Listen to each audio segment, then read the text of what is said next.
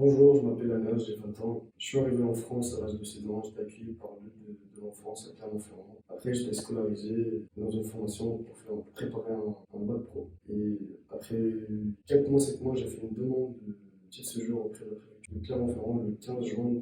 Suite à ma demande à la préfecture, j'étais sous récépissé pendant 2 ans et 9 mois.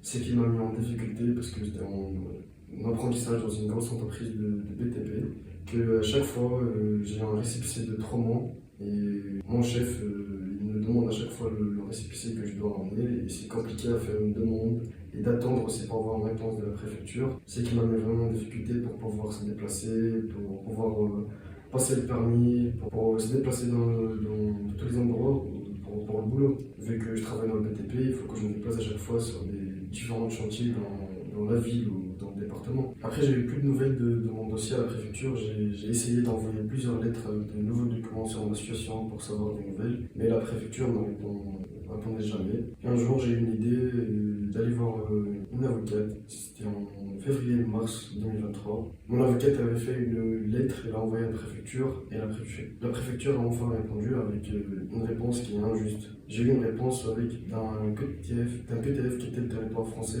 dans un délai de 30 jours. Cette décision, c'est vraiment injuste parce qu'il y a une absence d'étude de dossier. Et cette décision m'a mis en difficulté parce que par rapport à cette décision, j'ai plus de travail, j'ai perdu mon travail. Et vu que je suis tout seul en France, c'est trop dur parce que j'habite tout seul, j'ai pas de famille, j'ai personne.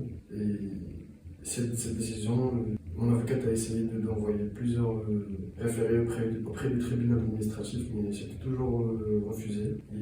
Et pas de date d'audience pour suspendre cette décision.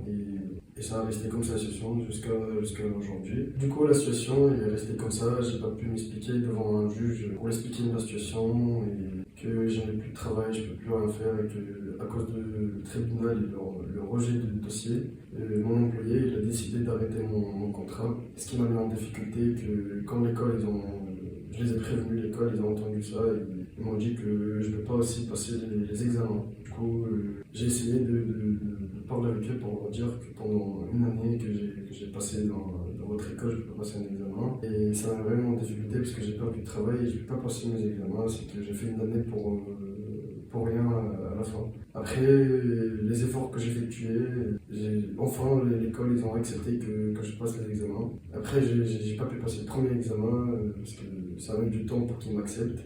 Et aujourd'hui, ce que je demande, c'est que la décision est injuste. Je préfère que mon dossier qui soit vraiment étudié